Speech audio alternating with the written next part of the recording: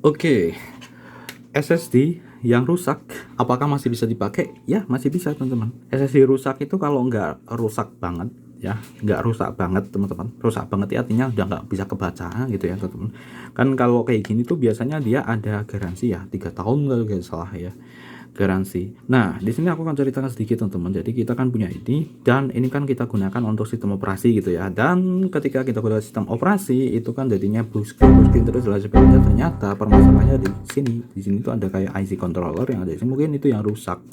Sehingga di sini kita jadi alih fungsikan ini menjadi SSD dinamis ya. Jadi untuk penyimpanan file-file. Jadi kita format dari NTFS dan kita tidak gunakan untuk penggunaan terus menerus, jadi cuman buat nyimpen file maupun kita gunakan untuk editing video. Ternyata ketika kita gunakan untuk itu tuh oke ya teman-teman ya, jadi tidak bermasalah gitu ya. Berarti di sini masih belum terlalu parah untuk rusaknya.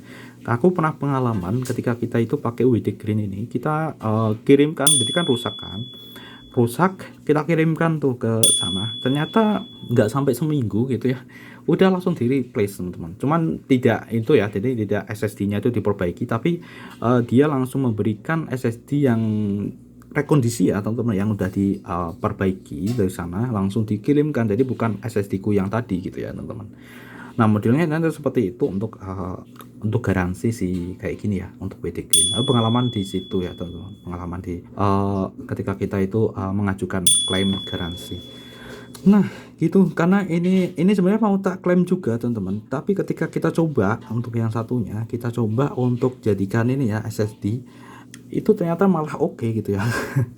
Sehingga, waduh, ini mending ya sudahlah, karena SSD kan berbeda dengan hard disk ya. Jadi ini bukan jadi penyimpanan untuk jangka panjang ya, teman-teman. Artinya cuma buat temporary aja gitu ya. Misalnya buat editing video, biar kita bisa editing video di mana-mana, ataupun buat edit file, transfer file juga bisa gitu ya, nantinya akan ditransfer ke komputer lainnya kayak gitu.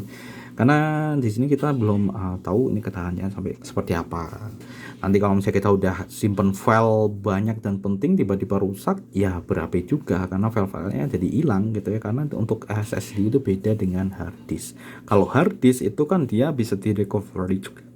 Sebelum cakram di hard disk itu kan di dalamnya ada cakram ya, karena di sini mainnya mekanik, ada cakram. Sebelum cakram itu dihancurkan sehancur-hancurnya teman-teman ya, sebelum hancur maka itu masih ada filenya gitu ya, filenya masih bisa diakses, cuman memang butuh dana lebih kalau misalnya kalian mau mengakses filenya itu teman-teman.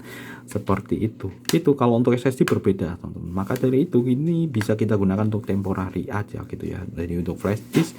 Karena untuk penyimpanan file ataupun transfer file itu cepat teman-teman. Kalau untuk SSD kita cuman butuh kayak gini aja teman-teman. Jadi ini nanti bisa kita gunakan untuk Chromebook maupun untuk sistem operasi lain atau komputer yang kita miliki teman-teman.